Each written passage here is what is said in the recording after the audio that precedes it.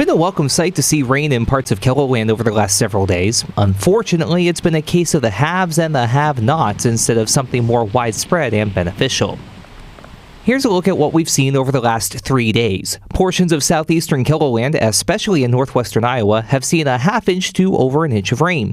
Elsewhere, outside of a small blip northwest of Aberdeen, it's been tough to get anything to come along.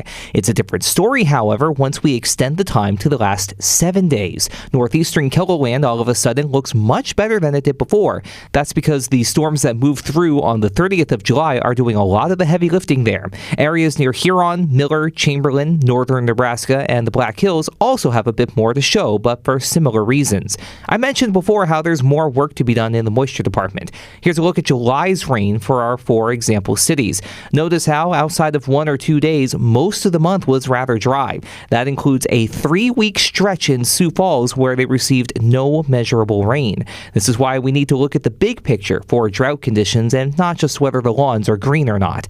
We do try to at least get a little more moisture in place on occasion through the weekend, but that soaking rain I mentioned earlier appears to not be in the cards for a while. We'll just have to take what we can get as a result.